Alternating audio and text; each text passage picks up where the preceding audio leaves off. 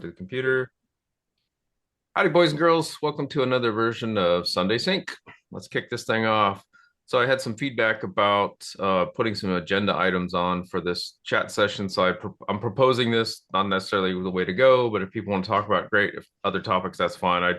I figured, I don't know, for me, I'm interested if anybody knows anything about the 100% bonus depreciation status. Like, has anybody heard if any of those? I think it has to go through the House and Congress and whatever.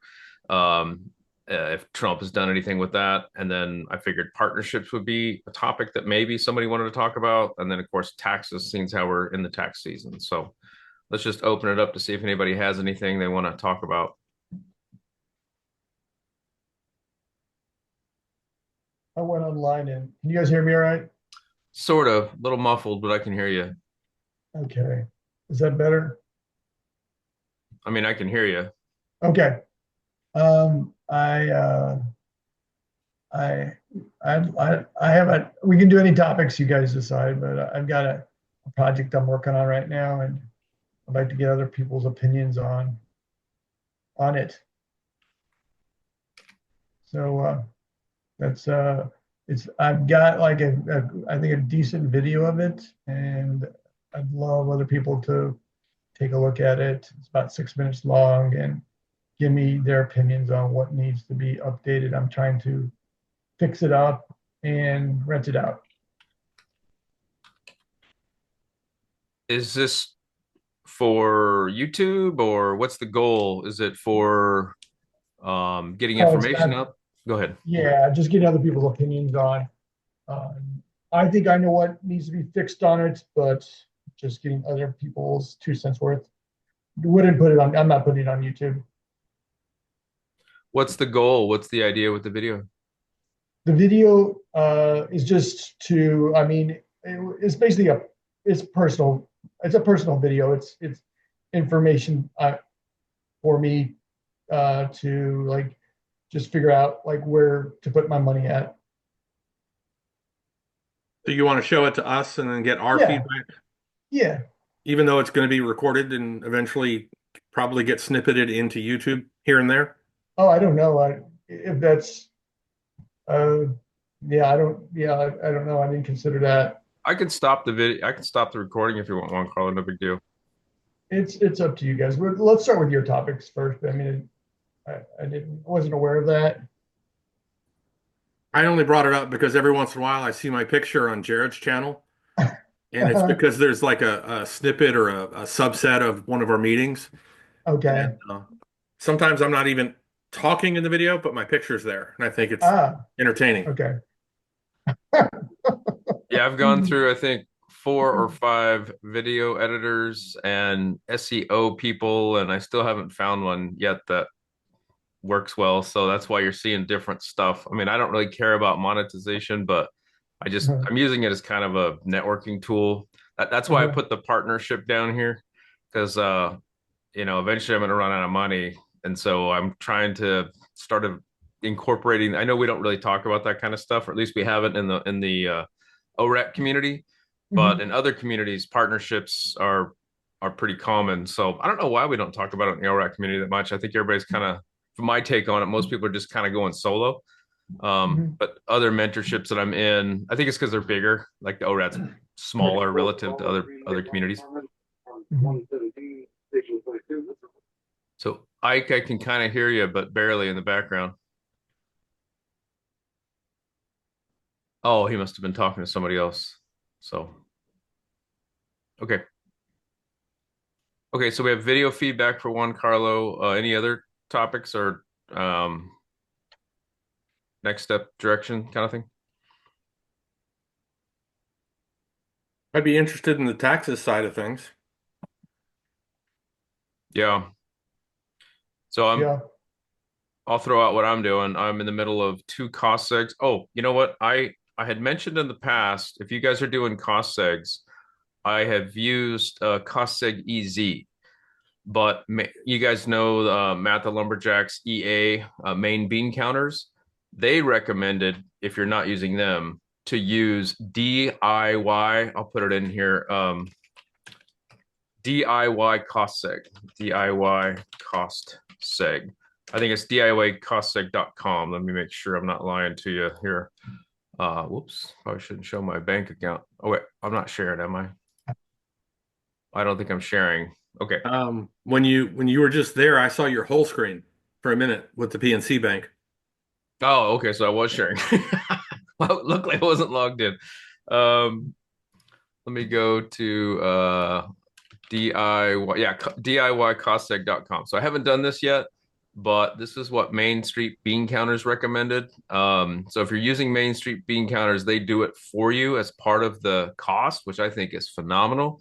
But I haven't done it yet. But in the past, I've used Cosseg EZ, and there's been some chatter about Cosseg EZ and their the way they operate. So they've been, I know that Sam Wiegert's been using them for 15 years and no issues. And this is some other feedback. So I was a little bit worried about using Cosseg not with an actual engineer coming through and doing it. And I think it was Jonathan from Main Street Bean Counters has been with them for 10 years. And in that 10 years, he's only had two audits um, for any discrepancies about that bonus depreciation. And both of those audits were not because of the cost seg, they were because of something else flagged the audit. And then they looked into the bonus depreciation or the cost seg. So I was really worried about, hey, if I do the numbers wrong, is that going to flag an audit and all this stuff? And he said, I wouldn't worry about it. So, and he also told me, now this is, don't talk, obviously talk to your accountant, lawyer, whoever, don't take some guy on, a group's word for it, but this is the feedback I'm giving you. So for you, it's direct from me, but it's third party. The feedback I got from him was don't stress about it. Cause the last 2 years, I was buying the insurance. So CostSeg has a charge. It's around 500, $600 for the CostSeg. And what they're doing is they're doing an average of that areas based on square footage and all this for your cost segregation for your bonus depreciation. They're doing an average of the area. So it's not an actual study, an engineering study. It's based on software, right? Relative, average. But he said that don't worry about it and don't buy the insurance. So that's just what he said. But you obviously have to do your own due diligence. So I thought that was interesting. It kind of relieved some pressure. Last year I was super stressed about it because I don't know what the hell I was doing. And I was plugging in numbers and the accountant took it and I asked them, I go, hey, is this about right? And they said, yeah. So I'm like, okay.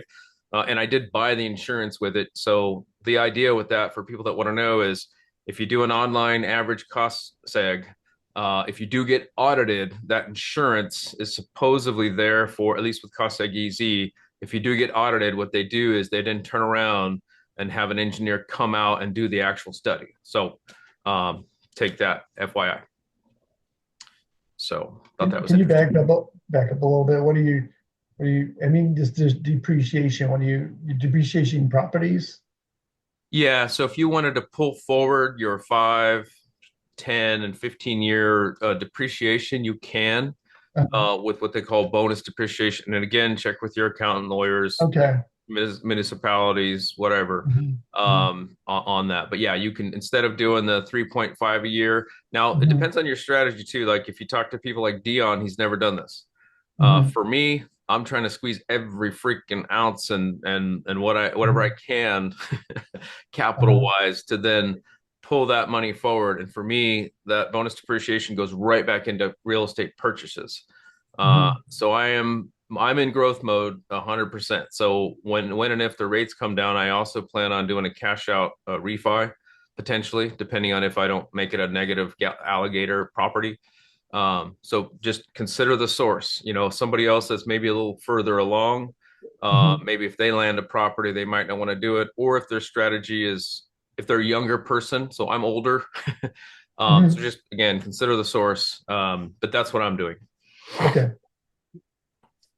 Jared, if I may, somewhere in there you made the comment about the 5 or the 10 year. Can you do a cost segregation that's just pulling forward the next 5 years?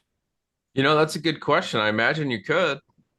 And Um, the biggest reason I ask is because ultimately, I mean, as I sit here in the ADU, once I move in retirement, we'll call it 6 or 7 years from now, hopefully, um, I plan to sell the house because it's in Florida. And ultimately, I don't really want to have the roller coaster of insurance rates and predictability and hurricanes. Right. And I'd hate to 1031 out of it and then have a recapture that crushes me. Do you have recapture for 1031s? I think if you'd done a cost segregation, I would worry that you still would, because otherwise that would be a hell of a loophole. That's interesting. I don't know. I know if you sell it, you have to do your bonus depreciation recapture, but does anybody know if you 1031? Anybody done a 1031 that's done a bonus depreciation pull forward? I've not done one, but I've never seen that. I'm not certain that you'll have that issue. Yeah, I thought the whole point of 1031ing is so you didn't have the tax hit.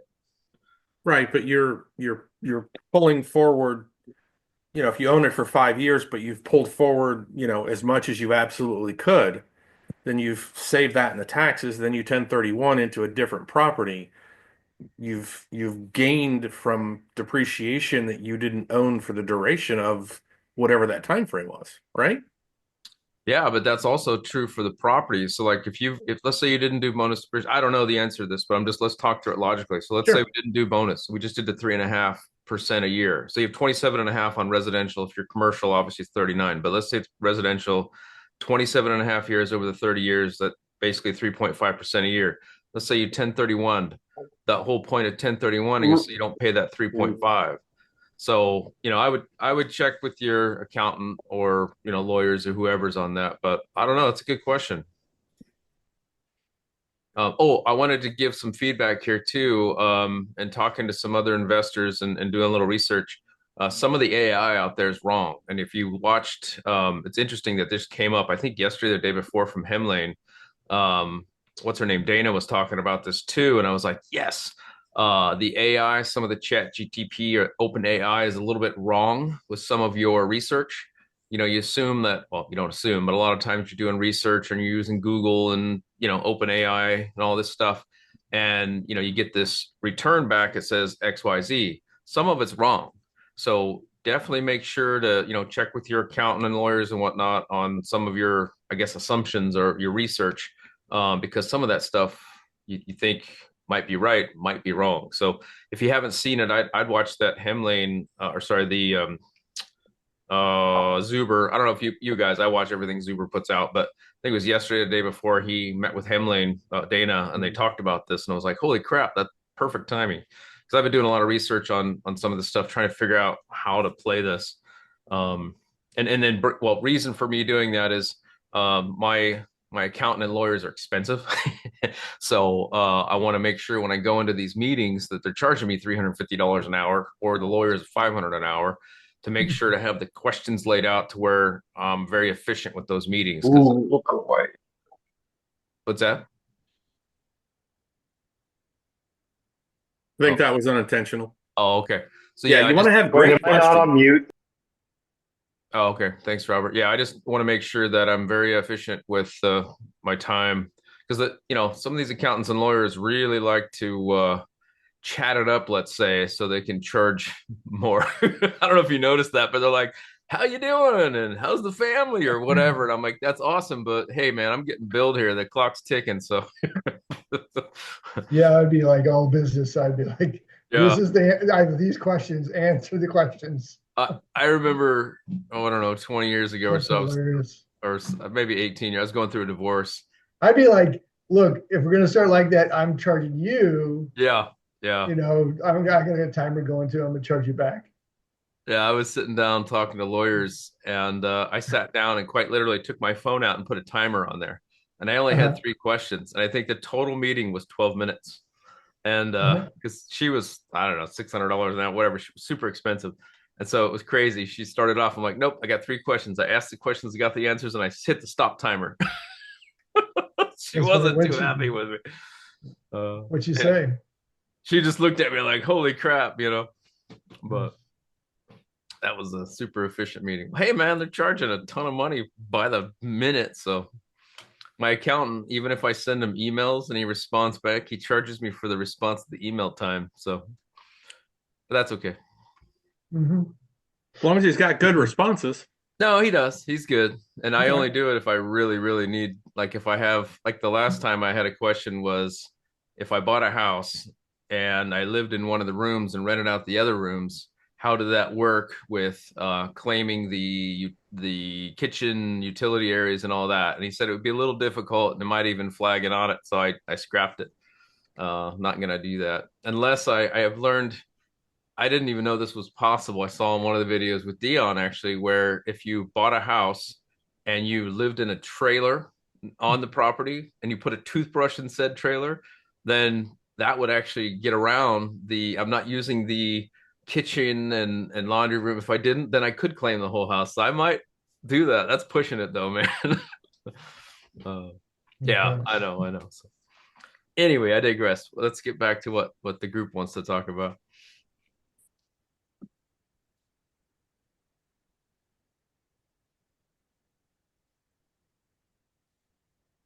Well, I just had uh, Zuber just published a video he and I did together about 2 or 3 hours ago. He published, and we were just talking about, the build to rent model and taking, I guess, you'd say a more slow approach. And so it was a good conversation. And then I'm going to actually, let me just say back up. Yesterday, I filmed a video almost in response to one of Dion's videos of cash versus getting a loan in buying investment properties and which is better.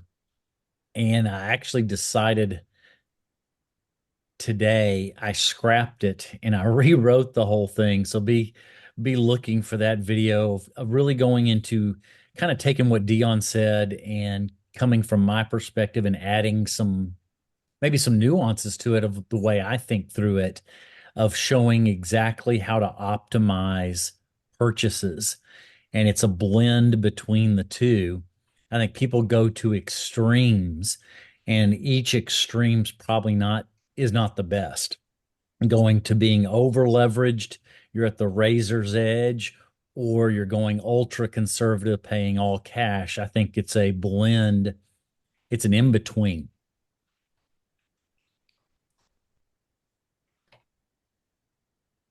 Yeah, I've heard people talk about 70% on average is where I see I'm at 60% and I would to be honest, I'm gonna push it. I'm gonna push it to 80%. Matter of fact, I'll push it to as far as the lenders will let me, but I don't think I'd recommend that to other people because I think I can afford to do that because I have reserves and I have a W-2. I have a HELOC. I mean, I have the HELOC might go in, but I have other means to recover if I really screw up. So I don't recommend that for most people, but I'm gonna push it, I think, because like I said, I'm in super duper growth mode. Um, so I'm gonna do it. But again, I don't recommend that for other people. And here I'm reading Ike's response, and Ike be listening to this video. I think I'm probably going to end up doing it tomorrow. I kind of almost I tossed and turned all night. Isn't that it's just weird, these YouTube channels. But I was thinking, man, I don't like what I recorded. I think I can do it better. And I do think Razor's Edge, and this comes from my banking background. I witnessed it as a banker, and I was watching some of these investors. They have, being at the Razor's Edge, you have no bailout point. And I'm going to show you in math why 70% is probably where you need to be. And you'll see it come out, and y'all can give me feedback in the next few weeks. But I'm going to go through it with more specific math. Dion is really good at he'll even admit math's not his strength, but I would say he's Follow. very Oh yeah, good. did he find some food? Right. And but he's really good at describing concepts and putting them more concrete. But I'm going to do mine with concepts and then do some illustration with math where that optimum, because I think right now, if I said the perfect situation, and this is me in my 50s, and Dion mentions this, is a 50% loan to value is probably maybe the most ideal scenario, especially once you get to retirement. I think the next step from there is probably 70% is probably the safest, most optimum place to start. Yeah, I would say now with the economy and whatnot and the potential for a little bit of decline in your market is probably a really good idea to stay under leverage or at least at the 70%. More than normal. I'd say 2 years ago, you'd be safe, really safe at 70. But right now, probably a really good idea to stay 70 or less. But again, I'm going to push it. What does that mean, 70? Can you describe that? 70% would be having 30% equity. So based off of what you purchased and Mhm. cash in, maybe down payment, keeping Mhm. it at 70%.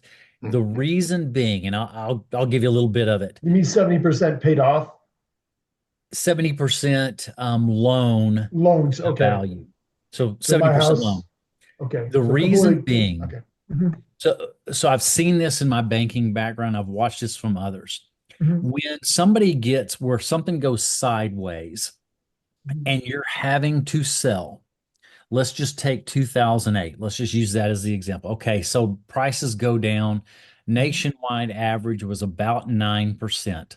Mhm. Selling cost to be on a conservative is another 9%. So Mhm. that puts it at 18. Yep. If you're having to sell because you're at that razor's edge, you're having to sell and you need cash. You're not selling just to get out of it. You're having to sell and need cash in your pocket. And so I'm using the illustration at 70%. You're able, if the decline of 9% and the selling costs of 9, Mhm. you're putting 12% of your equity back in your pocket with cash. Because Mhm. anybody that's in a tight spot really needs to sell and have cash in their pocket. So that's why I'm using 70% as the illustration. So if you're doing like 5% or something, or 10%, I mean, you're better off just walking away, right? Because Well, that's what they do. They walk away or they go bankrupt. They have no margin for error. like you And said, that 18% is like built in. You can't do anything about it. yeah, that's just getting out of the property. You're just going to Mhm. figure, and I'm very conservative. I'm saying, okay, worst case, let's say worst case is about 18% to get out of it. I'm still going to get cash in my pocket, even if I started at a starting point of 70%. If I have to sell, and I was just trying to think through it logically, if I were at that spot where I had to sell, having to sell and getting nothing for it is not probably helping me. It's being able to sell and get cash in your pocket. That's where you're going to get probably out of whatever mess you're in. It's selling and be able to put a little bit of cash in your pocket. Let's throw something out there just to really nail this home. Let's say you have three properties and one of your properties goes vacant. Let's say you do a long-term rental. Let's say you have all of your mortgages are say 2,500 a pop. And let's say you've got a vacancy for 3 months and you've been carrying that for a month, 2 months, and then that third month you can't pay it. Let's say you're upside down on it and you don't have the cash to make that mortgage payment. Now you're 30 days late. Now you're panicking. How are you going to make that mortgage payment? You don't want to get to 60 or 90 days late.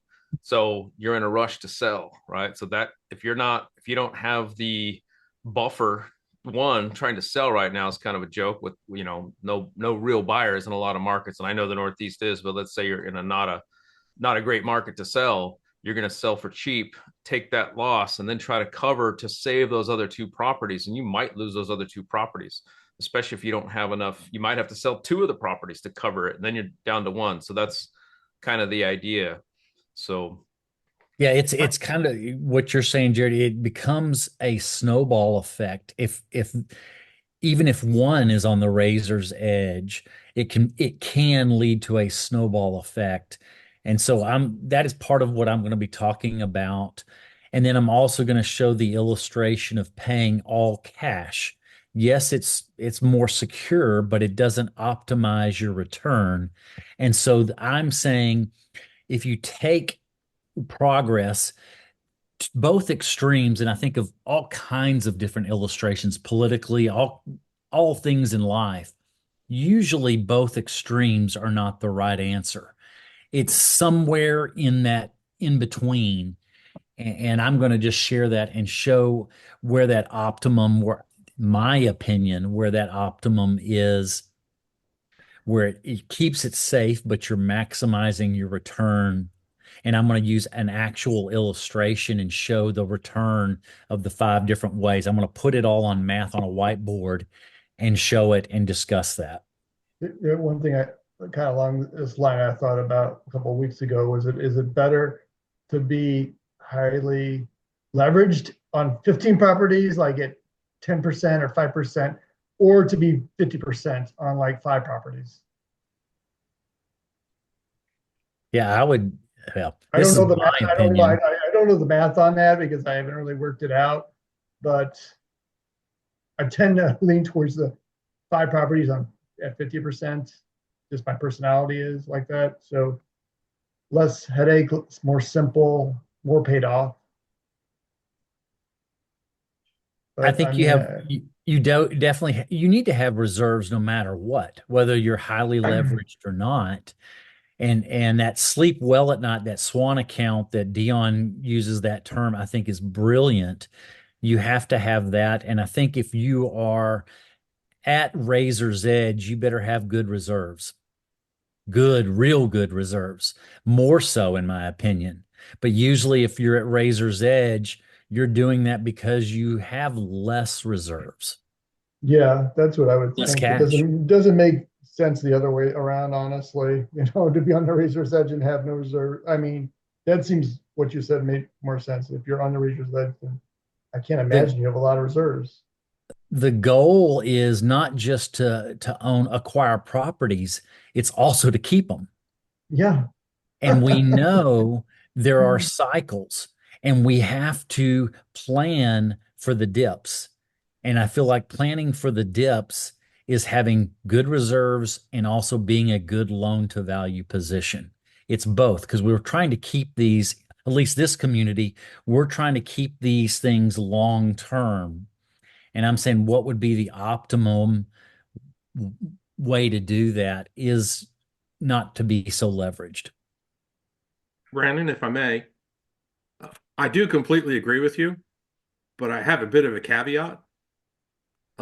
As a house hacker who's living in half of the house that I'm hacking, I am at, so to speak, the razor's edge. I mean, I have a reserve, but ultimately I can't wait to get to that 20 or 30% ability versus doing the house hack.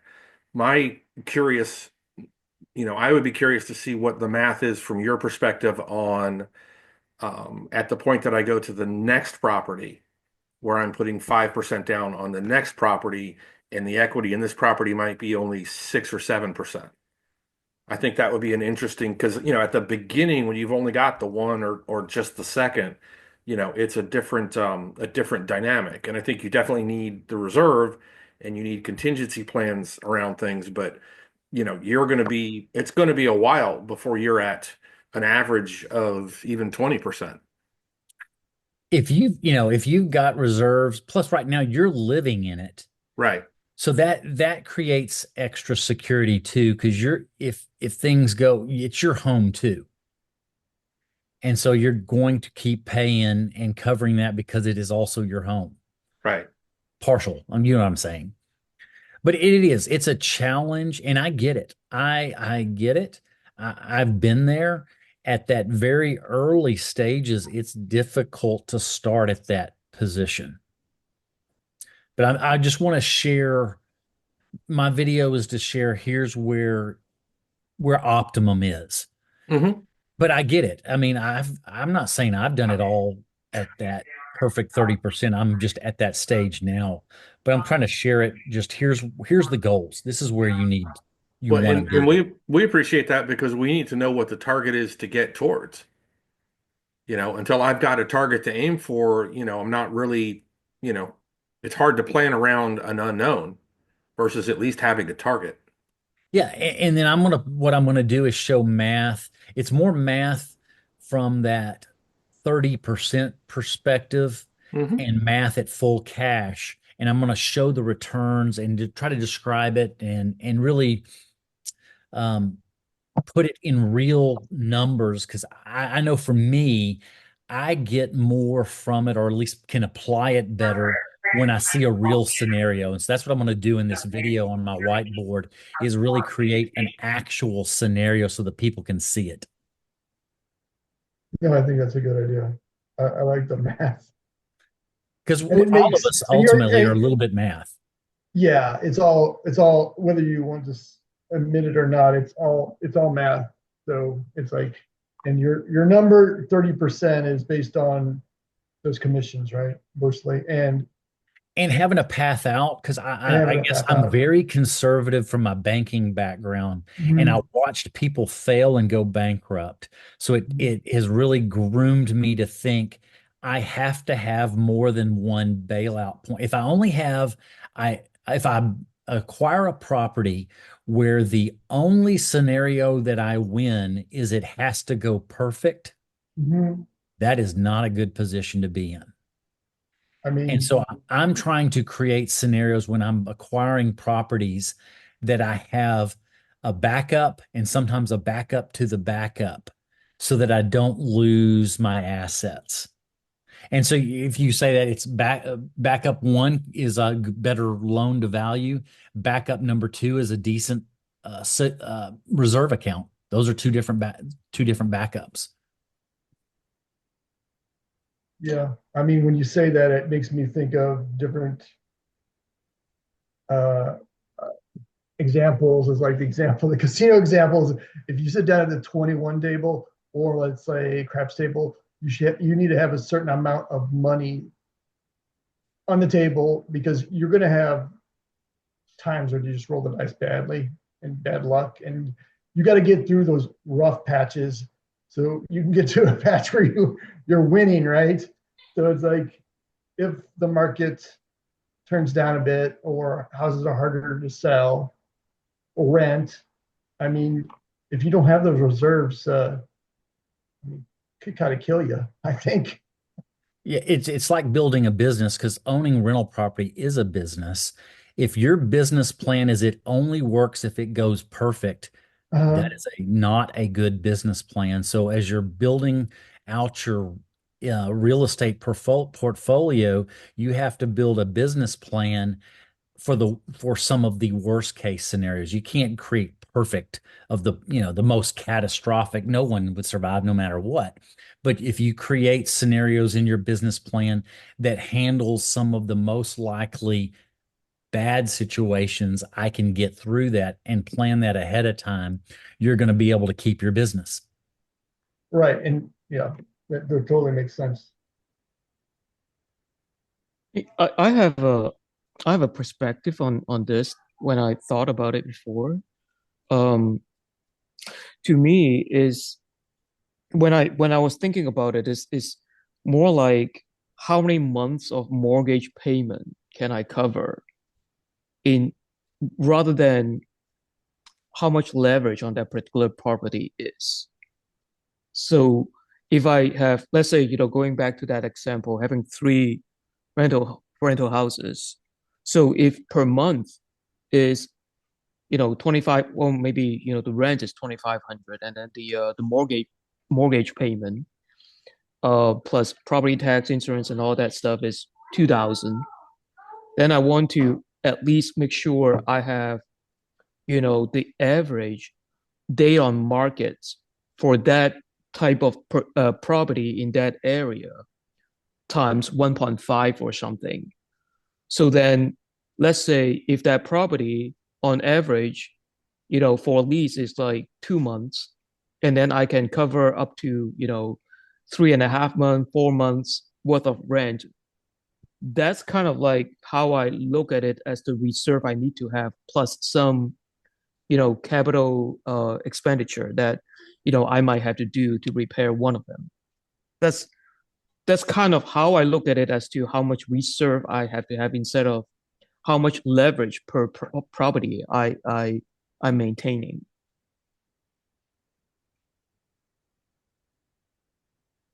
And what you're saying is you got plenty of reserves. That is a very smart way to look at it, Herman. I had never thought about that days on market. That's a good dynamic way to do it. I like that. I'm gonna steal that. Uh, Sort of piggybacking off of what John said, but would you rather, like, say you have the 30%, but the bank is willing to do the 5%, and I'm doing a house hack? I would rather have my put the 5% in and then have my cash in my pocket, even though I have it, because it makes sense. Because say the market goes down, the value of the house goes down, even though I'm max leverage. I still want to have that money just in case something happens. That's a better position. Even though I have the money, I don't want to park it in the house because the bank is not going to give me the money at that time because of the market. So I understand your point with you definitely have a banking mindset for sure. But that's just my thought. You know, Logan, if I was fortunate enough to have the 30%, I think I would have still done the 5%. And then with the cash year and a half later, tried to find another one. And for the one I was living in, I think I'd want to be, 5% would be fine. But, by the time you go to the second property, if you, arguably have that money, or you could put 10% on the next one, the other one would also be at 10%, and you'd still have some cash. So I think it's more of kind of a balancing thing too. I don't know if that makes sense. Yeah, that makes sense. I agree. I think it's a little bit of a personal opinion too. I don't know. Yeah, I definitely do think it's a personal opinion, like you're saying. I do. I think it is just like some people are just naturally more conservative. And your market too. I mean, it just depends on your market. Like if you're in a high cost market, like I'm in a high cost market, and saving up 30% in a high cost market, you're talking about $250,000, depending on what you're buying. So I got my Yeah, it's houses. multifaceted with many variables. Like if you're house hacking, different scenario. If you're in the beginning of your journey, different than somebody who's in the middle or the end. Depends on your reserves. I mean, it's many variables. Depends on your risk tolerance. I mean, there's so many different things involved there. So this is a good discussion. I like this. Also depends if you're working with one W-2 income or two, or if you've got a business that's has its own assets that, could spell you for a while type thing.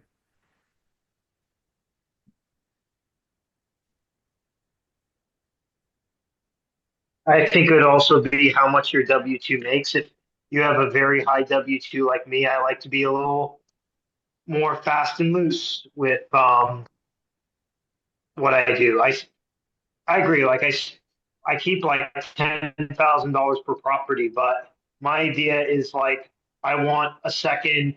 Well, I want to do cash out refinances, or in the case of two properties where they're like 3% or less, I want to do seconds and accelerate as fast as I can.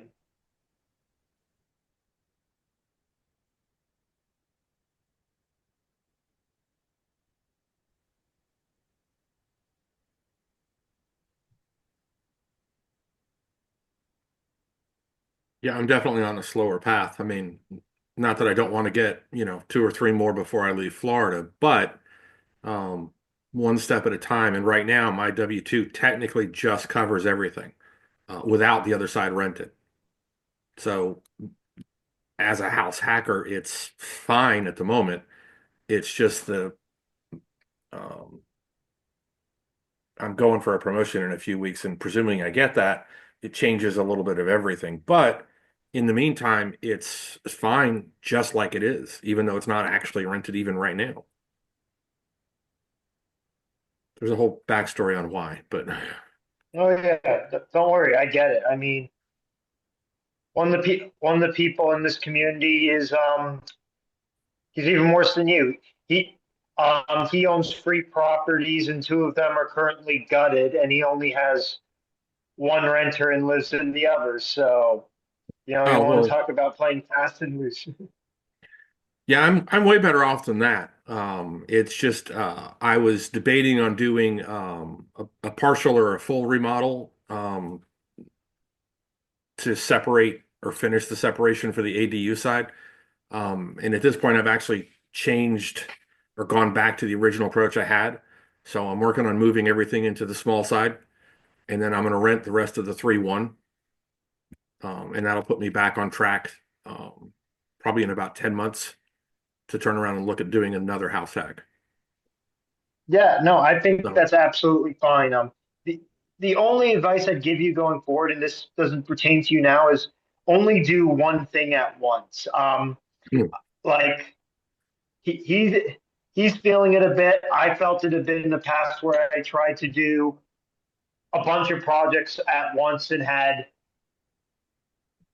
less less renters than I should have, and I got a little hurt by that. It's like, oh, I'm trying to rehab this house and rehab this house on the same time. It's like, no, don't do that. All one at a time. right. And in a way, I would say that I shouldn't have bought this project because it is technically a bit of a project, not a lot, but enough. And I probably should have just bought a duplex that was rent ready. But I thought I had the time. My W-2 was very, I've been doing it for a long time. And it's actually what I started out doing years ago. So it was, dare I use the word easy or autopilot, as it were. So I bought it in September, and October, the guy at the top says, "Hey, how come you keep not putting in for this job?" He says, "You're doing it already." And I'm like, "Okay, fine, I'll put in for it." And so now we're still waiting on that, but that's its own project as well.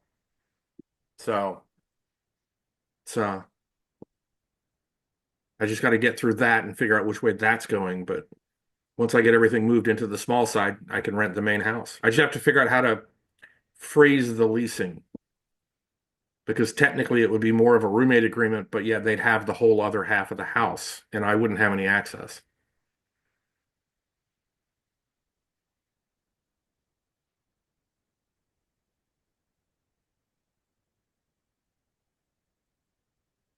I wanted to mention this just because I think it's crazy.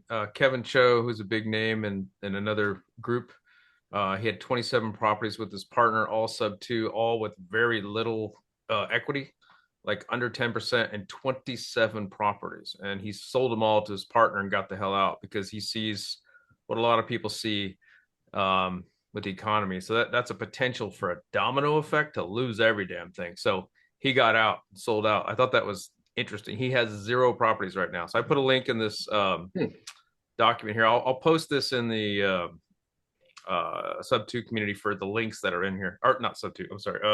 ORAP. Sorry. Yeah, that's pretty interesting. Yeah, I thought that was crazy too. That kind of answers, I mean, doesn't answer the question, but it's like, is it better to own outright 5 properties or only own 5% of 15? I've got I another mean, friend of mine. He's got 12 properties in Arizona, one of which he owns outright. mhm, And uh I think he's around 70% on all his property except for one. One of them's paid off. And mhm, what he did was he took out a first lien HELOC on that property for a few reasons. One, he'll leverage it if he finds a deal, but two, after people heard about what happened to David Green in Florida, if you have a paid off property, I know Florida had their own little specific thing with how it got acquired, but in general, if you have some type of mortgage or lien on the property, that bank will be involved if somebody tries to change the deed. And so that's why he did it as a form of protection. And so, anyway, just FYI. So everybody has their own different strategy. I'd probably do that down the road. He also has a W-2. So for him, and he was also, I know him because he's doing the velocity banking thing, and that's how he paid it off in 2.5 years. So good for him, but I don't necessarily plan on doing that. But anyway, Some of the local property appraisers down here in Florida are actually offering a like sign up service so that if all of a sudden there's something that changes about your deed, that they actually notify you independent of whatever process is.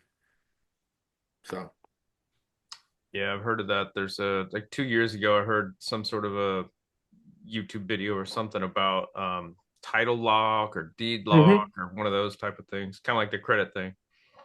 Yeah, and this is the actual county property appraiser who's offering the service now. Oh, interesting. Yeah, that's what I yeah. Nice.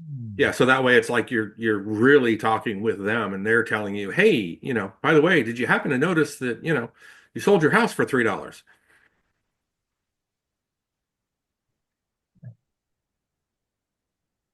That's crazy.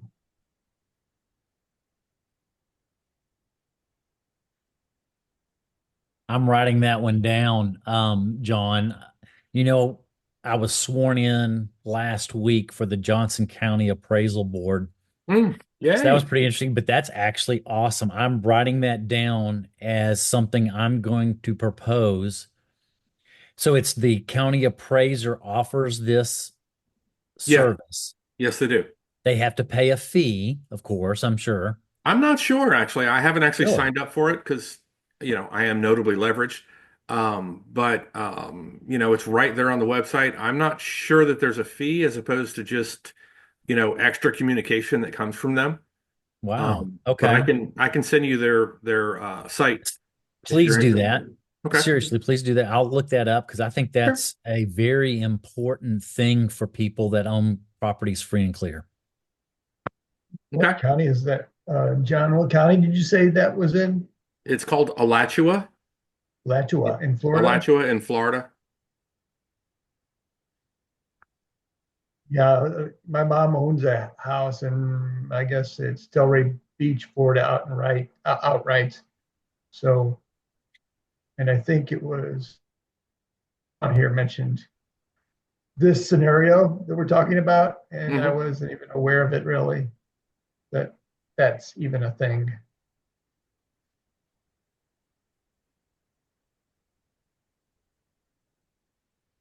So does anybody have any feedback, the smaller folks, so to speak, on how much the accountant actually charges to do your taxes? Maybe a range or something on for My somebody who's only got one or two properties? I've had 5 accountants in 2 years. The range I've seen is anywhere from 200 to 1200. And my current one's 1,000. I haven't used it. It's 1250 for the main bean counters, but that includes a whole bunch of other stuff, and I haven't used them yet. But my accountant was 800 last year for everything, but this year it went up to $1,000. So, and the ones I'm talking about for the around the 200-300 range was 1-800 accountant. And at that time it was one property. So most of the accountants I'm seeing nowadays are using this thing called crap. It's called it's tax. Anyway, they're using an online virtual tax document collection feedback messaging tool. Let's see here. I'm sharing my screen, so I probably shouldn't do this. Let me do it on my phone. Does somebody know what I'm talking about? It's called tax. Oh, tax. It's TD. It's coming up now. Tax Dome, I think it's called. Come on.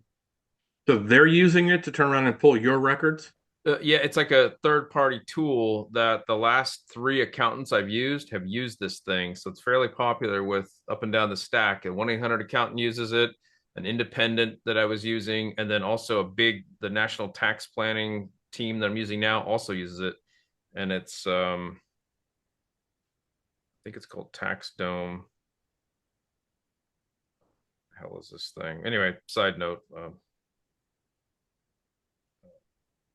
But yeah, it's up and down the stack. So So, $1,000 gets you what?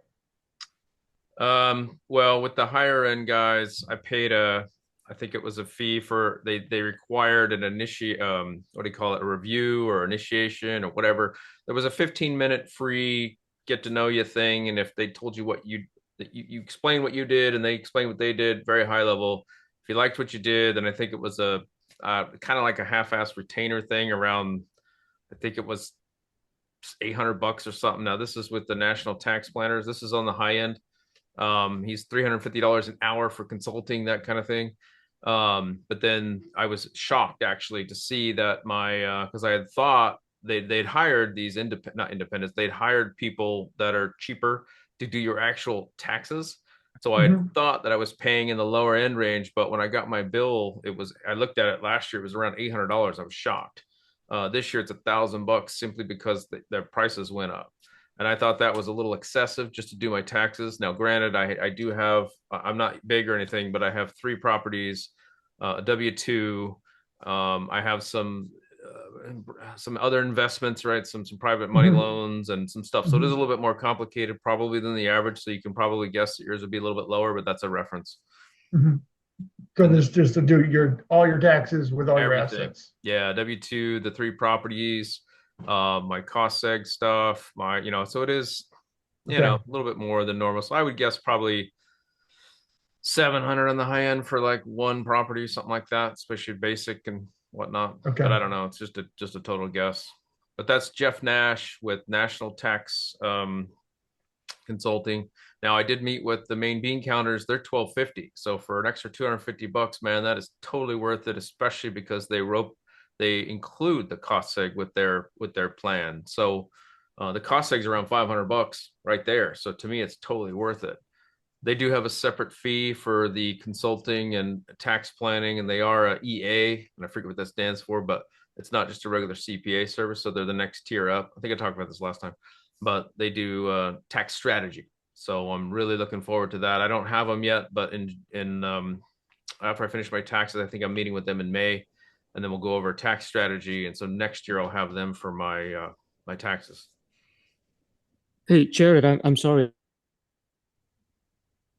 Cost sex service? What's the name again? What's that? The cost segregation service? Oh, DIY cost seg it's an online thing. It's separate from the accountant that I'm talking about. But there's 2 that I know of, the DIYcostseg.com. I should put that in here.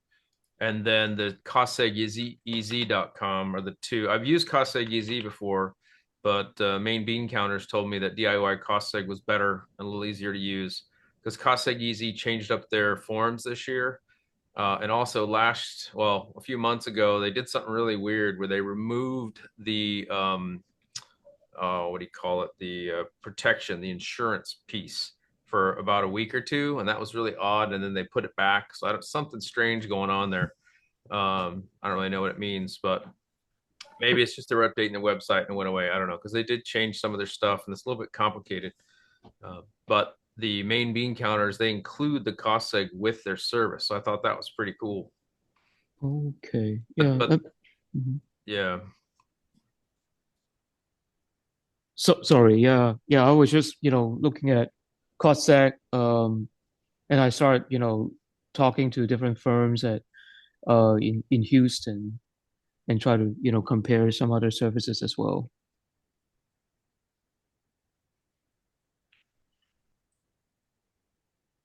I pay like 450 for taxes, W-2 and one property.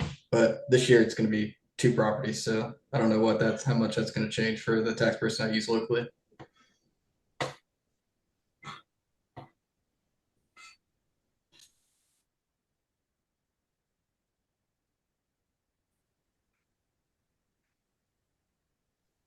trying to remember the guy's name that Zuber uses. He's an actual engineer, and it's around if you have a single family home that's in the 2,000 square foot range. He quoted me $3,300, and that's an actual engineer coming out full on cost seg study with the physical engineer. So FYI. That might be an overkill for me. Yeah.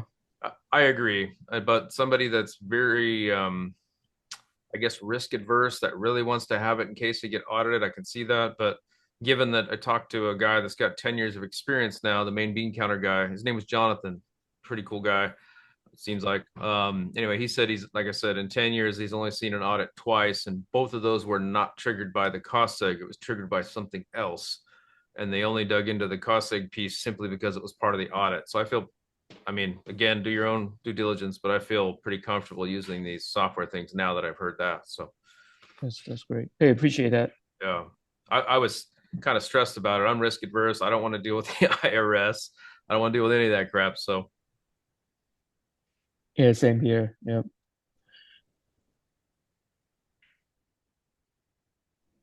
Jared, Are you mainly using the cost seg to like off accelerate the losses on your rental properties right now? Yeah. Yeah. I'm trying to regain the capital I can right now to put it back into future real estate. The way I see it is, um, Are you even if, go ahead. are you claiming it as like, I don't know, a real estate professional? Say your wife is a real estate professional. Are you claiming it as that? Yeah, yeah, that's a good point. I know we've talked about this a few times in past meetings, but yeah, so what I'm doing is I do have a W-2. And this year I'm not, last year I used the short-term rental loophole. This year my wife is the real estate professional and I'm I have a W-2. So we're able to claim that off of my W-2 active income because my wife is claiming the rep status, real estate professional status. Is your wife a W-2 worker? No, she's not. My wife isn't either, and that's definitely something we're looking into doing in the future for sure because of her not being a W-2 worker. So If you go look up, I think it's Main Street, Mark Kohler, YouTube, he talks about this. If you're in that situation, it is like the secret weapon. I mean, it is badass. If you have a spouse that doesn't have a W-2 that can claim the real estate professional status and has done the 750 hours, which she has, and then some, and then you have a W-2, especially it really helps out if and I'm not trying to sound weird here, but I do have a fairly high W-2 income. So it really helps out with when you have that amount of taxes and you're in a higher tax bracket, especially if you bought multiple houses like we did last year. And also if that 100% bonus depreciation comes back this year, oh man, I really, really want to find out about that. It's not an executive order. It'd have to go through everything, but man, I'm really hoping that that goes through. And I'm really hoping that it gets retro back a year or two, because if it does, like you guys know, this year is a 60% bonus depreciation year. Last year was an 80%. So let's say they go retro this year and back to last year, I can go back and append or amend my 2023 taxes to capture that other 20% because we only claimed 80% the year before. So man, we could recapture quite a bit. and it's significantly like high earner, like it significantly offsets if you do it correctly. It like pretty much you can offset almost all your taxes correct as long as you're doing the cost seg Yeah, correct. most people can, but I did something kind of stupid, but I did it anyway because of the ROI of the properties. I went ahead and liquidated some of my IRA funds. So I've got a 10% hit right off the bat I can't really do much about, plus the tax hit on that. So for me, I'm going to be paying taxes, and I know that. But for most people, I think you can offset, like you said, damn near all of it, because you got to consider you get your bonus depreciation, you get your expenses. And then I also heard, if this is true, this new administration is saying that you can claim your interest, like more than the 10K or whatever it is. And that will be fantastic. So I'm really curious to see how this administration deals with taxes and implements things. So I suspect that I'm going to do my taxes and then I'm going to have to pay to amend them down the road once things pass. That's my and I'm fine with doing that. So So this bonus depreciation, is it everything or is it certain things? Like I still do things through TurboTax, and it's like when I go through TurboTax, it's like, oh, you can section 179 like all the appliances I bought, but it's like hell bent on saying, oh, you did an electrical or plumbing upgrade, that's 27.5 years. that's yeah. So it's like a refrigerator would probably be in the 5 year depreciation. A roof is in the 15 year depreciation. Maybe windows, flooring, kitchen cabinets, things like that, probably in the 10 year. And by the way, I don't know if those are the buckets. I think it's like 5, 7 or 10 and 15, those buckets, whatever it is. There's I think 3 different categories, and then obviously the entire house. So for those that don't know, the IRS says, hey, if you buy a residential property, if you did nothing to it in 27 and a half years, it'd be worth zero. That's the depreciation schedule roughly. And I think that works out to be about 3.5% a year, something like that. But with the bonus depreciation, you can pull forward that 5, 10, and 15 year depreciation schedule all in the first year of service. So it's nice because then that way you can claim all that and write it all off in the first year. And for me, It was substantial. I think we even with the 80% bonus depreciation, I think we got close to 70 grand in write-offs, something like that. And so it was nice. What Yeah, I happens? need to see about this because like I've had like if this bonus depreciation is for everything, like, I had like a service meter, plumbing, electrical, I had a lot. And we're talking like what, 15 to $20,000 of depreciation that if I can pull forward, that would be amazing. Well, those sound like expenses. That would be CapEx. So I think that's No, that's not a new service meter would be an upgrade. I took a 60, I took an old service meter, upgraded it to 200 amps, and upgraded a 200 amp panel. That would be classified as an upgrade, right? yeah. What did that cost you, by the way? Um, $4,800, and it's because the service meters are expensive as hell. Yeah. That's not bad. They're like, so this is what I've learned about service meters just Googling. How do I put this?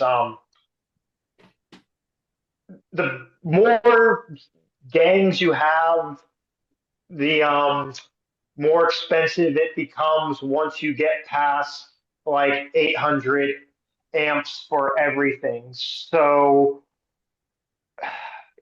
basically, what type of service meter you need and how many bells and whistles depends on your municipality. Because I could have gotten a like 1,002 gang service meter, but because of local code and the electrical company requirements, they had it's like a big thing that has like shut off. The first points of disconnect is outside.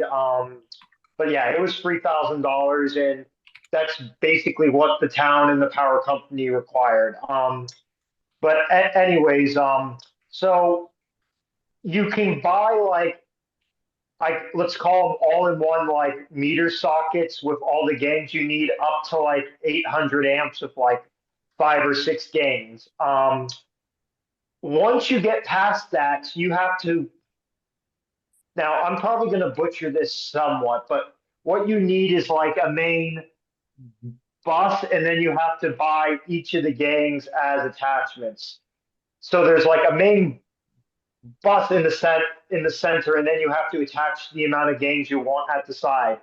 Once you need that main bus is like $10,000 to $15,000 to get the ones like over 800 amps.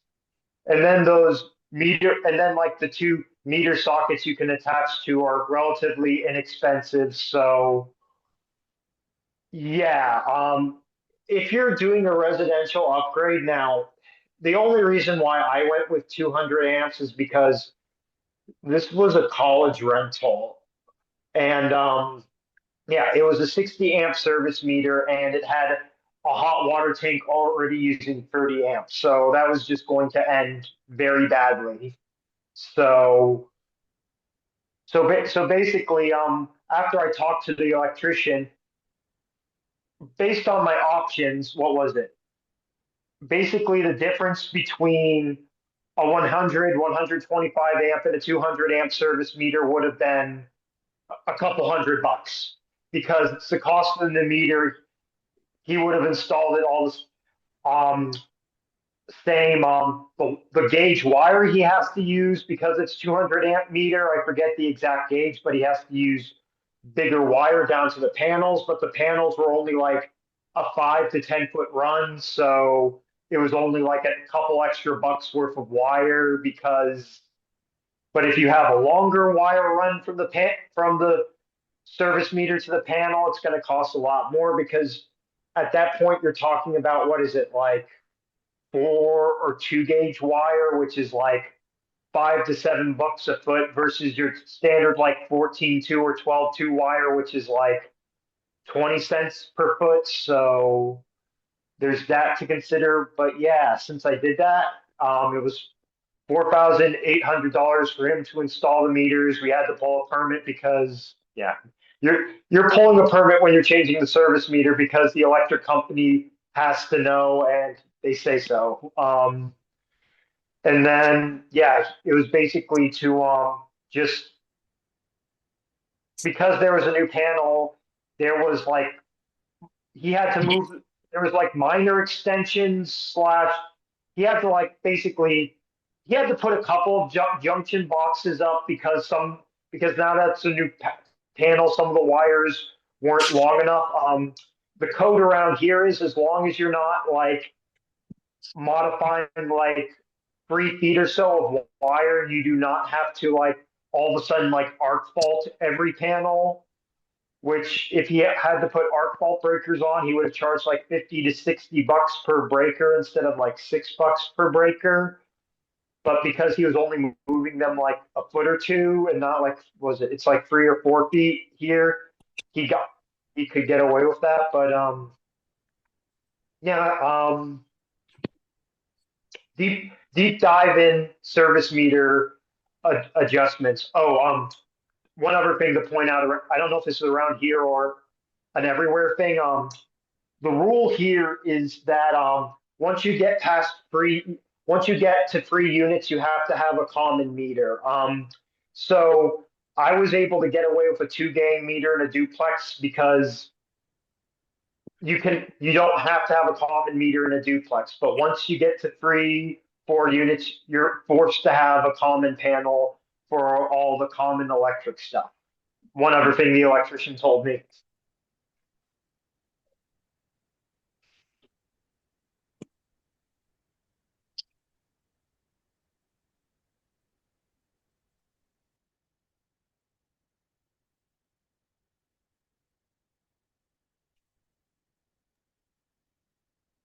I like the sound of your price better than the price from my electrician, but my work was more and different. I've got the skinny breakers on 150 amp service, and to sub a panel for or get a separate meter technically for the ADU side, I was looking at 11,000 total.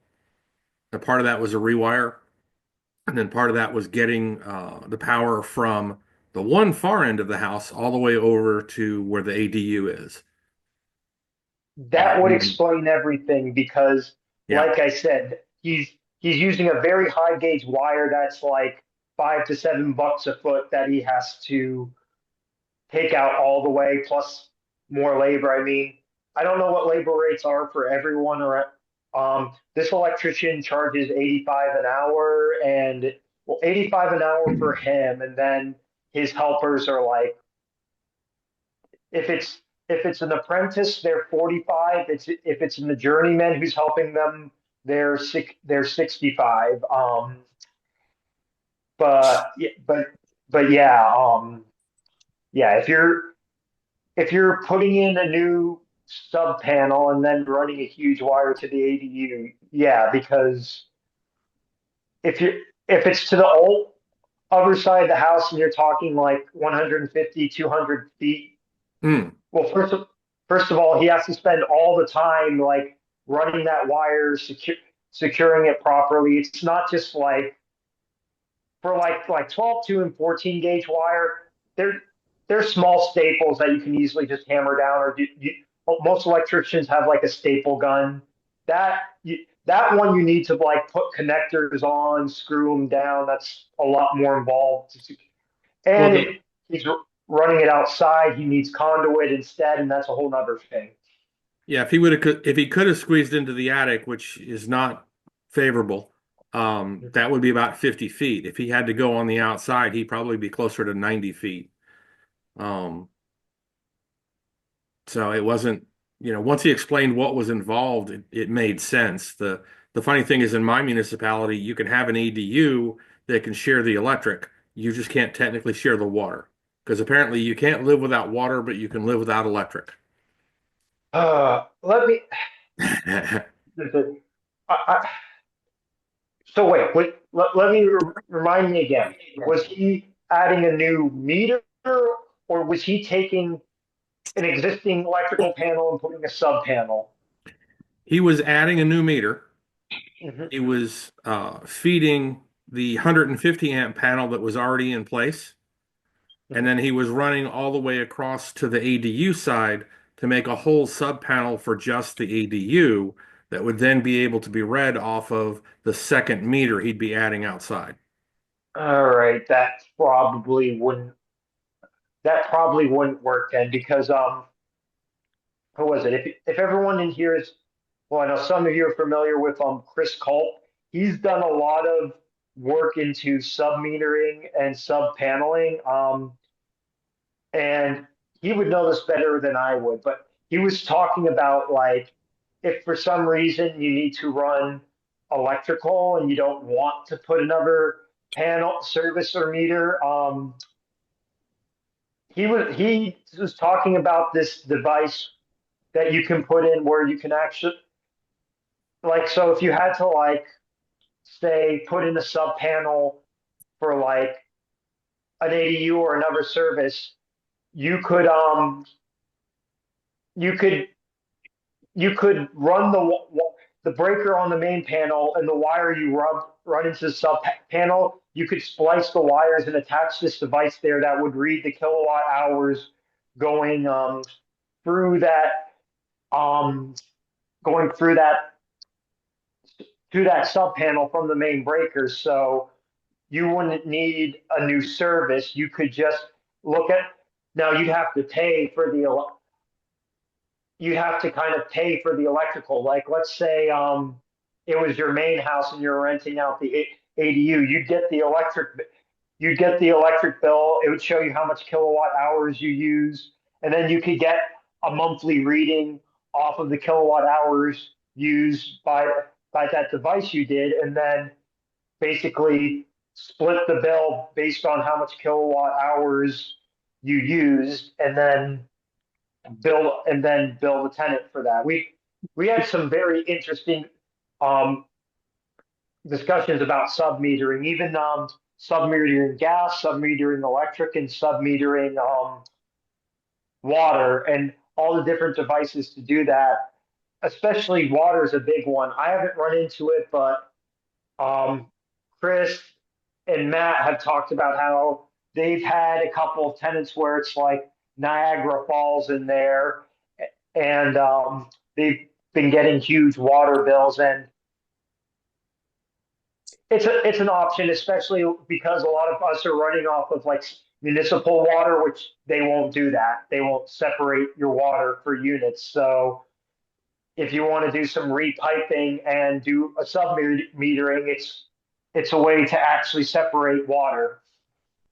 The municipality for the sequence of events that I have to go through, the municipality actually triggers me having to get an actual second water meter at the street and then pipe into the ADU. The nice part is it's fairly straightforward for that. As far as the electric, we talked about the sub meter option, or I talked about it with the electrician because I've known him for years, and we were still in the $6,000 to $7,000 range, mostly because the interior panel is 150 amp, and so you can't add to it. So you'd have to add a when you swap out for the outside service, you could have the 1 meter. It would have to be 200 amps, and then you would run the 50 amps over here anyway, and then you'd still have to rewire because the common wall is on two sets of breakers and serves both sides of the wall.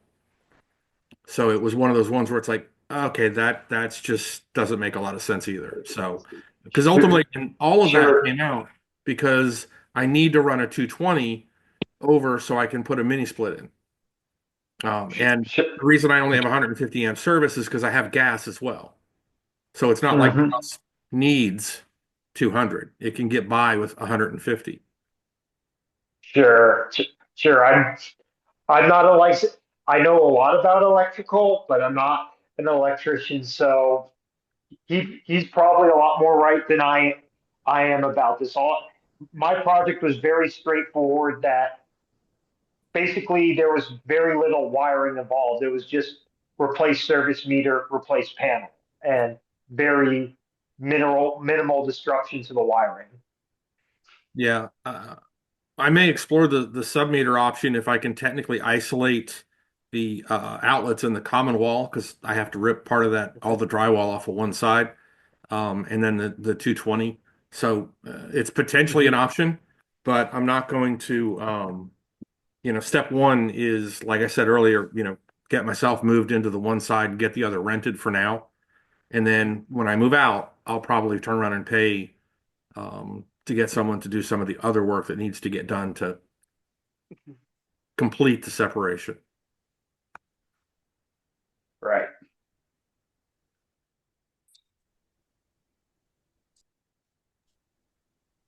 John, you said you had gas in one of your units, or like you're in Florida, right? Correct? Yeah.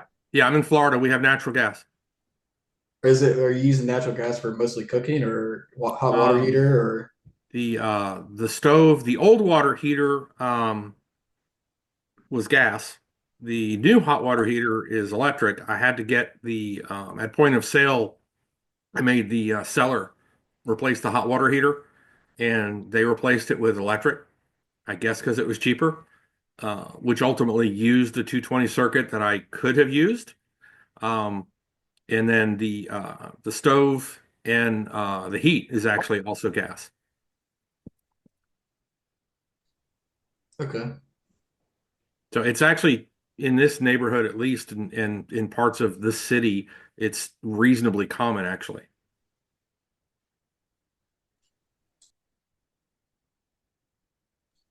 I was only saying that because I'm up in the north and typically like I try to keep everything all electric if I can. Especially with Well, tenants like having a lease tank and then having to deal with that. I just try to keep it all electric and make the tenant pay everything where I don't have to be involved at all when it comes to yeah, any yeah. type of utilities. If you had the provider that I have, you would rather have all gas for everything versus electric. But Yeah, electric's expensive in Florida. I know well, and that. and we're notably above the average. I'll leave it at that. The nice side, or the nice thing is, once I've got somebody in the other side, is all of the gas is all used on the main side of the house. So when it comes time to get the electric bill, it'll be like, well, you're paying for the gas. That's coming out of, that's all you, because there's nothing on the ADU side that's gas.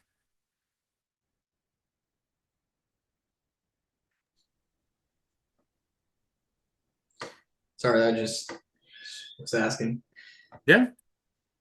John, just as a question on electricity there in Florida, what is your cost per kilowatt? What are they charging in Florida? Um, I don't know the cost per kilowatt off the top of my head. I can tell you the Florida average is about 119 for the bill, quote unquote. And we're in the $140 range, and the low range is like 95 for the quote unquote average. You're Okay. billed water and electric though, correct? I know that's how it's typically done in Florida, is Right. water and I'm just electric. talking electric, but yes. Yeah, we're billed high for the water too. Yeah, that's I'm from Florida, but I live in Maryland right now, so our electric's not I wouldn't say it's extremely high, but I mean it's like 9 cent a kilowatt hour. But again, they throw in all the little fees on top of the bill that pretty much drive that 9 cents up to like 15 cent, truly the actual cost of a per kilowatt hour. Why So is it so high in Florida, the electric? it's I have no idea, honestly. I mean, I know there's again, I'm not an electrical person, so I'm speaking out of my butt if I say I know where like Florida gets their electric from Do because they I not know produce any electric? Maybe they don't produce any electricity and they're buying electricity from other states. there's a No. nuclear power plant in Jacksonville. I don't know where the other ones are, but I know there's one in Jacksonville, Florida. Yeah, there's one in South Florida as well. Um, Oh, okay. and actually, there's one about 12 miles from me that's like a combined cycle plant. And then there's one about 40 miles from me that I know and I've actually been to. So, we definitely produce it. I think sometimes our costs are higher, depending, because if it is partially used for coal, we don't have any coal down here at all. So I think there's other costs versus other places, are using hydropower or a mix of other things. Okay, that blows my theory out of the water. Yeah, it's I want to say out of the providers in the state, we're in the top 5 for the expense, maybe the top 10. So it's reasonable and it's actually gotten better, to be honest. But it's not inexpensive. We're paying here in Texas, or at least where I'm paying, we're at 14 cents a kilowatt with all fees included. Wow. I Oh, can that's look pretty up and high. see. Yeah. How are you guys in the South have cheaper electricity, have more expensive electricity than the North? That is funny. We're at like 10.5 cents here in New Hampshire. And I thought everyone complained about how New England had some of the highest electricity costs in the country. Is that with all the fees included, or is that just the straight electric cost? Is that with everything that they add to it? Oh, so you're talking about an average of where Because they'll like with price all the them. Because of all the I'm taking the total bill, Uh-huh. and with whatever I call them junk fees that they add to the bill, I'm Mhm. including all of that and dividing it by the kilowatts that we're using, and oh, we're coming out to 14 cents a kilowatt. Yeah, okay. that Okay, sounds like so the okay, that would be more accurate than 14 to 15 because if you well, the meter charge is a fixed rate. Like it's $18 just to have a connection, depending on how much you use. Like literally, for common electric sometimes I have $22 electric bills where I basically use zero electricity, but you got to have that $18 connection fee and get like entirely ripped off, where I'm literally paying like $10 per kilowatt hour at that point. But yeah, for normal usage of a normal household, it'd probably come up with all the fees included, like yeah, probably more like 15 to be honest. And we can't even make electricity through through natural gas because New York. A lot of the northern states too, like Maryland specifically, they have a law put in place for green energy too, where X Well, amount of power has to be bought from yeah. another place for green energy so they don't get fined Well, by the state or whoever. Which more of the problem here in New Hampshire is it's not we don't really have green energy. It's you're constrained by your neighbors. It's like New York is like no pipelines. Well, then how do you get natural gas to New Hampshire? You don't. you drive it in a big diesel truck. Yeah, and that makes it more expensive. Hence why we have also high natural gas prices here too. Or where I am right now in Keene, they have to use a special natural gas propane mix that makes it even more expensive.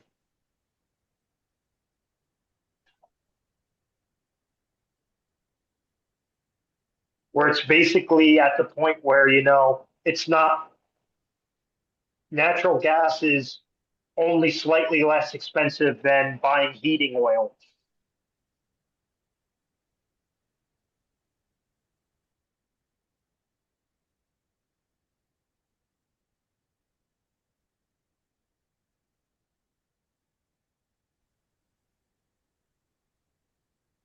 The reason I know mine exactly on kilowatt, and maybe I'll shock all of you, we are an all EV family and we have been for 4 years. All of us, all 4 vehicles, and it's been phenomenal because I look at total cost for a vehicle, and I drive a truck. Now I've got the Silverado EV truck, but we have Teslas, and it's with four vehicles. It ended up saving us close to $1,000 a month in gas cost over and above the electric car cost going to all EV. Hmm. I like the sound of that. Because you look at oil changes, you look at all the maintenance, and I did because I'm a numbers guy, and I compared the entire cost of having the vehicle, and that's what the savings is going for us, for our family, going to all electric vehicles. And there's plenty of superchargers around if we have to travel. Most of it we charge, 95% of it we charge at home with all of our vehicles. And that's how much the savings was. So we switched to all EV. Has Texas had any conversations on the registration side of things where they're talking about charging more They for the? do. And yeah, Okay. they switched 2 years ago. So the registration fee went from $75 for a typical vehicle to 200. So it's only, what is that, $125 difference For the EV. for the EV for the Okay. year. So they did make that change. So your calculation is based on gas and maintenance of the vehicle also, or Gas where's and the maintenance. So saving? if you look at oil changes, they've gotten more expensive over the years. And depending on which vehicle, some of them are super expensive, but you're looking at, and y'all tell me because it's been forever since I've been to a gas station or oil change, 75, $125 an oil change. Is that about where it's at now? That's pretty accurate. I'd Yeah, say so we don't 75 have to any of 150. that. Yeah. Yeah. Engine is pretty simple on an EV. The drives and the drive the power Yeah, source. it's just a motor, Yeah, it's and you're getting most of them even now. Some of the oldest Teslas, they're of course, all the knocks of everybody that really don't understand it say it doesn't last long. mhm. There is very few that fail, just like there's very few engines that fail, and they're seeing most of them are getting 150 to 250,000 miles, some of the oldest stuff, and still working. What about battery replacements? That's the one thing I've always worried about. Well, all the new ones have a warranty pretty much universal at 8 years. But what's happening is it's getting because the cost of those battery cells, when I first got into it in 2020, it was costing, I'm trying to remember off my head, it was somewhere 150 to $175 a kilowatt was the cost. Now it's now it's at $90 and they expect it to be less than $50 here in the next couple of years a kilowatt to even replace the batteries. But now you've got an industry recycling the batteries, grinding them up and starting over, and it's more efficient than mining it out of the ground. And so you're going to see a lot of those old batteries because there's just not that many that are failing. They're just starting to get into the system. It's getting really, they expect it to be comparable here in the next 5 years as if you had to replace an engine.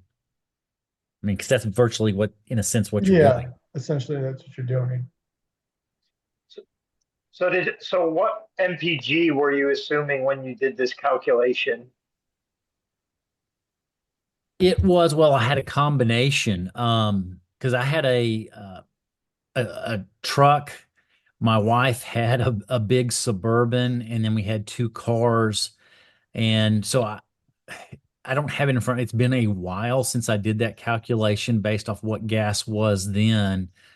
I didn't do it when it was at its peak at $5 for us here in Texas, but that it was in that $1,000 a month because we're getting on my two Model 3s. We're getting it's costing me 3 cents a mile is how efficient they are. And if you look at a typical vehicle, you're paying between 12 and 20 cents a mile for gas, and we're getting it at Um, 3.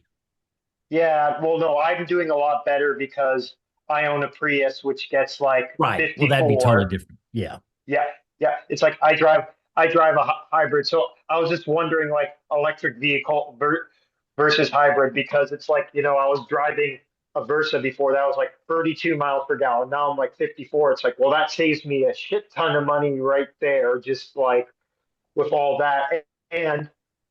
But no, you're right about the batteries. Like I bought this used recently at like 100,000 miles, and I did a battery test on it. It was like near perfect after 100,000 miles on it, and God forbid the battery did die. Like you said, I found like parts on it there where someone could probably do it for like under 2 grand, but I know plenty of Prius owners who take care of them that can get them to like 300, 400,000 miles, which is, you know, basically the plan, the plan of mine. Like, yeah, I know you said like $100 oil changes, or if you're like me, I can make them $30 by just, I can do it. By the time I drive my car to the dealership and back, I can change the oil faster myself than I can driving it to like get a change. So I guess that's not a fair comparison, but Yeah, it's if like, the better batteries right now are the LFP, and there's becoming more and more of the EVs are using it's either LFP or NMC. I do a lot of commentary on EVs on this. And LFP, which is the Model 3, the base level Model 3, they expect it to last close to 1 million miles, which no one's going to have it for that long. And it's so interesting. I got a letter last week from JD Power and Associates. I don't know how they got my name, but I got a letter asking me to be a tester and that they're going to be sending me a vehicle to keep for a month. I thought that was, I've never seen anything like that in my life. And I just received that last week to start testing some new SUV EV that's coming in the market for 2026. And that here coming in the next, they said between February and April, I'll have that for a month. Did you have to say yes, or is it just Yeah, I mandatory? had to say yes. I had to fill out a go online and fill out, all your demographic, financial, some of that information of who I am as a Hmm. tester. Yeah, I mean, you're looking at prices of like a Tesla like Model 3 right now. I think, we've had two of them. My wife has a Model X. I've had a Model S, and I just recently purchased the Silverado EV. And I think right now, I mean, Model 3 is a phenomenal car. I think it's a very excellent for the price, the value. People perceive it as a $50,000 car, and you can get them in the upper 30s. Here's Um, one for $25,000 with 18,000 miles on it. yeah.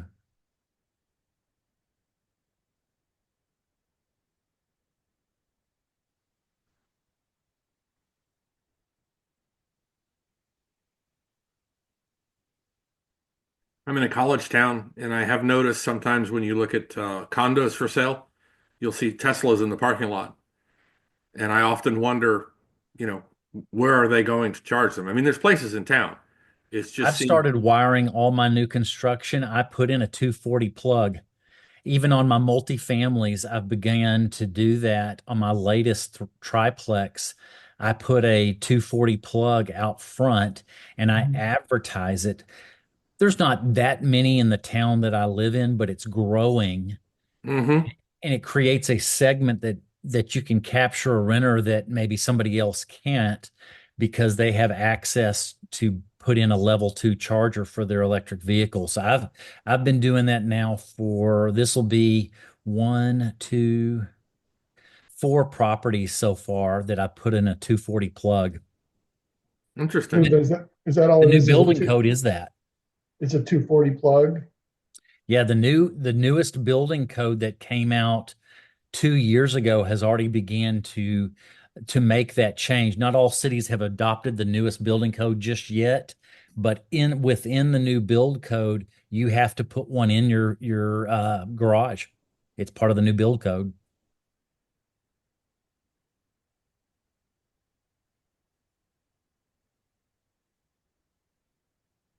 What if you don't have a garage? I don't know, but That's a good question. I just know that was what was told to me by the builder. Yeah, that makes sense to do. I mean, long term. I'm using it on my I mention it in my videos on my series. I looked at it for these single family builds and I was looking at the community and I noticed it's definitely a working class demographic. So when I'm creating the video and when I'm doing the write up for these rentals, I'm saying, hey, you've got a 240 plug for any type of equipment you might need or use. I'm selling it that way, not necessarily totally talking about EV, but there's a lot of that working class that appreciate a 240 plug for different things that they use. Yeah, I Yeah, do welding. I've got plasma welding, cutters, things like that. Exactly. welders, and also I think my oven takes a 240 and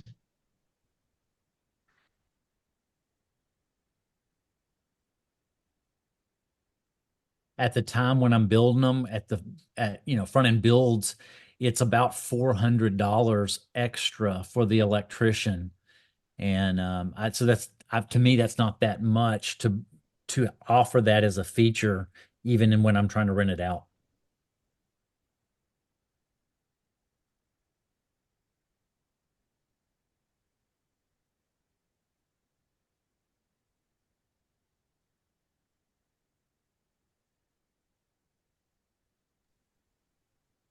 All right. This has been a pretty interesting range of topics we've covered today. This is good. Do I we have found the electric rate for my utility. It's just over 17 cents. wow. Mine's And I did the math on my fuel. It's costing me 12 cents for gas per mile.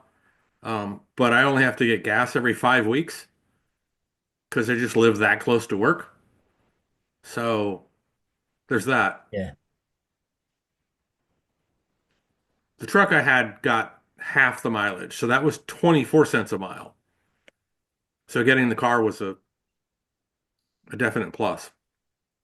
Yeah, you do look at the mileage you drive, and that's what I was looking at with my wife and I and the girls.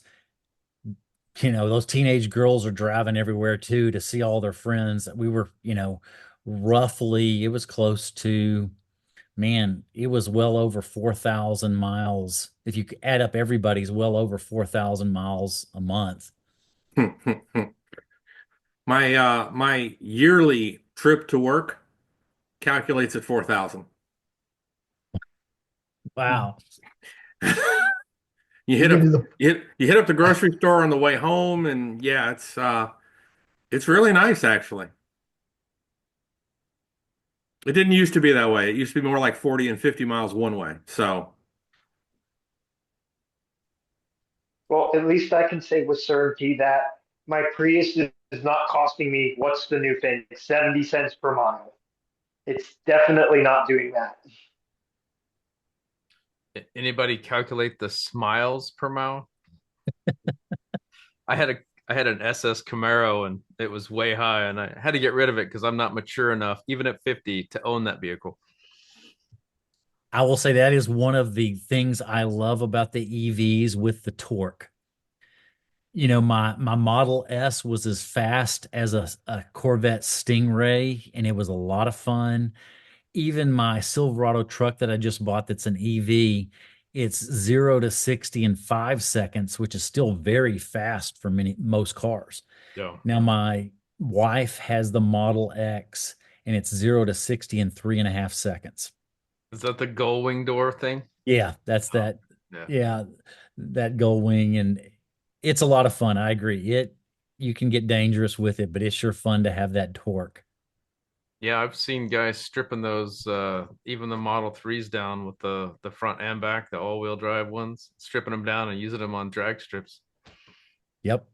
Taking the seats out, all the interior, everything, stripping down as much as they can, and just putting a plastic seat and a roll cage in them and sending them down the strip. Crazy.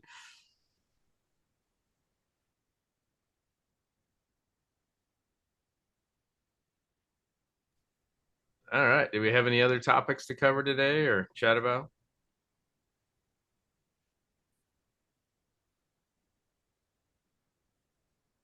I'm good. I'm good. Yeah, I'm good.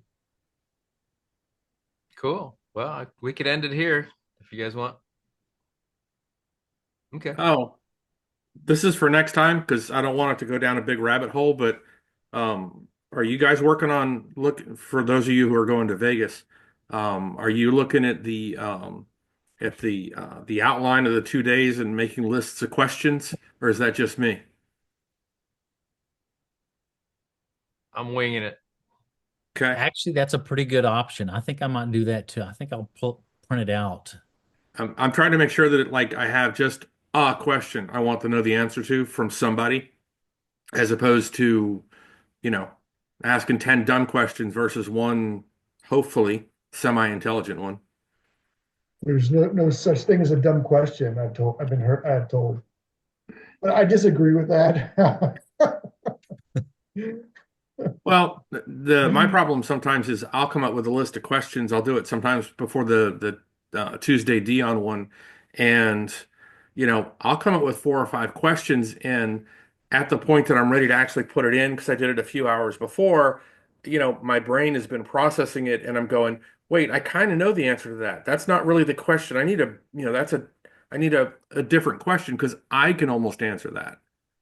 You need a follow-up question. Yeah. You need to, yeah, communicate your thought process for that first question and have a good follow-up question. I'm excited to see the progress that people I met last year and where they're at this year, just to see. I met damn near everybody last year, and I'm just curious to see how everybody's doing. I'm looking forward to meeting y'all in person and a lot of the others that we've all gotten to know. I think this year I know more of them, and I think it's just more. I am looking forward to the speakers, but I'm also looking forward to all of us getting together face to Hmm. face. Well, that's I'm more looking me. forward. Oh, go ahead. I was just I was just saying, yeah. I mean, I'm actually looking forward more to just like not necessarily the speakers, but to like talking to everyone here and actually networking in person.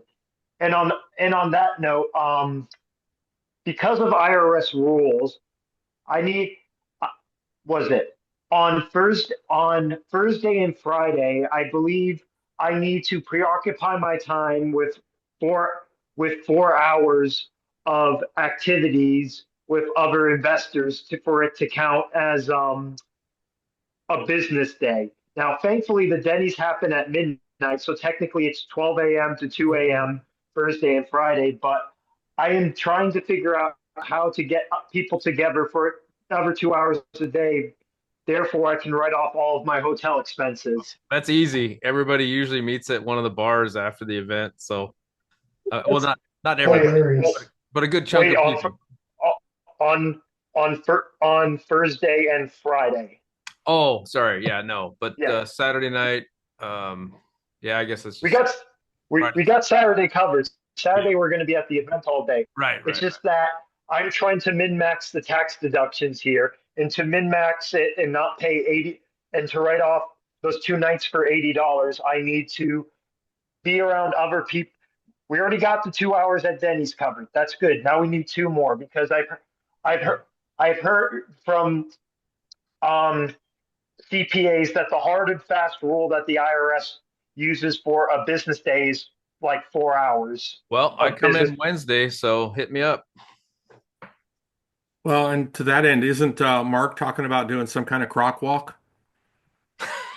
What is that? Well, we're Where walking with Crocs. everybody wears their Crocs and they walk along the strip and I don't know, make some videos and interview some folks or something like that. So I get there late Thursday. Hmm. Well, Robert, I'm there Wednesday, so hit me up here. I'll put my cell number in the chat.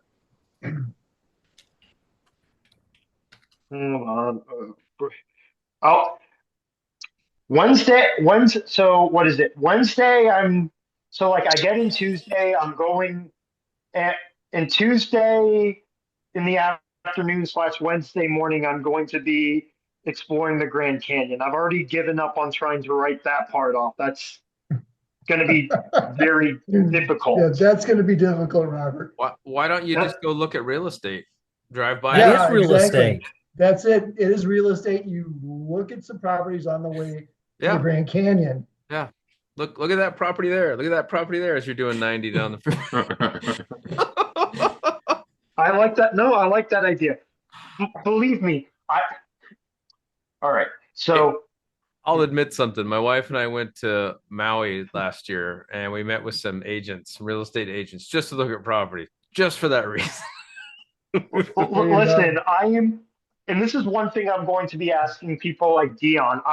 I am looking for like full on how to relate everything to real estate. Like, what if I made a YouTube channel and like, oh, like, let's get creative. Let's say, one of my things I want to do in financial freedom is just lay back and play some video games. Oh, have a YouTube channel talking about real estate, playing some video games in the background, write off, or whatever activity, skiing, hiking, whatnot. Because I know Dion, what he's going to do, like I think he's taking a trip before this. He's going to go to a foreign country and he's going to make a video like Thailand. Look, I'm in Thailand. Look at me. This is why you should retire early. And because he did that, he's deducting all of that. And I want to attempt to do the same way in like similar fashion. So this is just a warm up here of let's get another 2 hours on Thursday and Friday to call this a write off. Maybe on the way we look at property, say that one, and figure this out. But a little tougher, but maybe. But yeah, and I'd say the same thing to everyone here. Try to make the most out of everything tax wise. Don't, if you're coming early, don't go solo. Hang out with someone just for a little bit, and then everything's a write off. Go to dinner with someone. I know Chris Culp was talking about getting people together like on Friday for dinner. Great. We have dinner together. Everything's a write off. We all write off our meals are a write off, and then now since we spend more time, our hotels are a write off. Boom.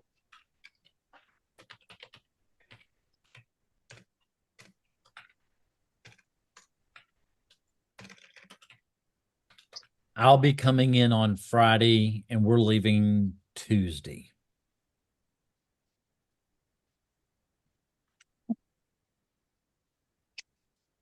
I know this is different from the event, but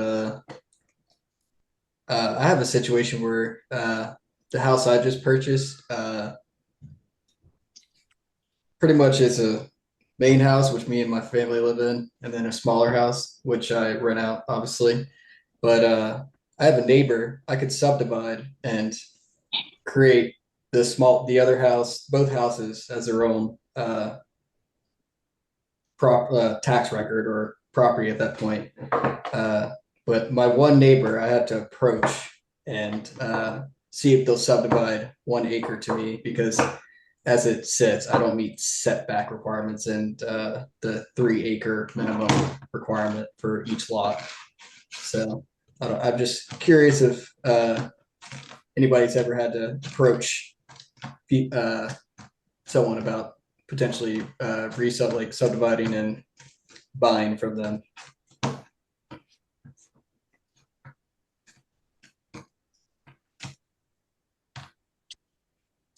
I would think it's just all about the amount of money you're going to give them. And then does it become cost effective? It's cost effective because realistically, I mean, if I subdivide it, I've created $300,000 in equity just for that house by itself. I've ran the comps, and I mean that's what the comparables are. I mean, obviously, like loan to value, the bank's not going to lend me. Obviously, 300,000 are going to only lend me a certain amount on that house. Yeah.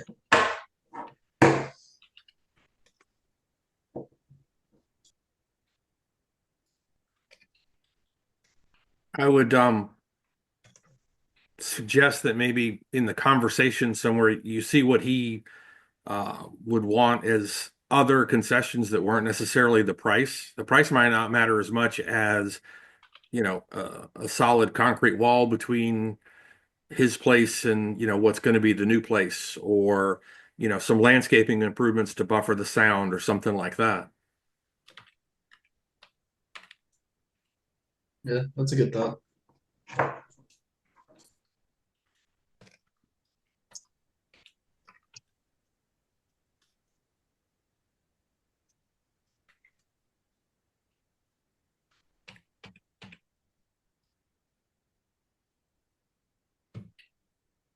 All right. Well, I wanted to ask a question before we wrap this up. Do people like that I'm sharing out the notes and the screen, or is that a distraction for future? Not a distraction for me. Okay. Kind of like the idea. It's not a distraction. Okay, cool. And I'll keep doing it. What I do is I just highlight this for Zuber. So sometimes he mentions it in his channel. So I give him this so he can do it. And then I just send him the whole damn thing. So okay, cool. Logan, I think I had mine on mute. I like what John said, is asking him what's important to them. Saying, hey, if you're open to selling it, what would be important to you? And see where that goes. Yeah, that's definitely a better way to approach it instead of saying this is what I demand, or I'm trying to get what what would be beneficial to you first. Yeah, that's definitely a better way to probably approach it. He might just want a wider driveway. It's definitely an interesting scenario for sure. It's a bit of a country road that the houses are on, and they're pretty much the house that's all the way in the back on the country road. So he's like at the end of the subdivision of like the lots that were subdivided out a while ago. So definitely an interesting scenario for sure.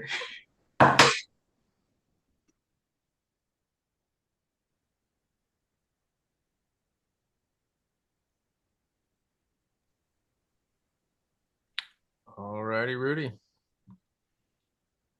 Well, if there's nothing else, I'll go ahead and wrap this bad boy up. Okay.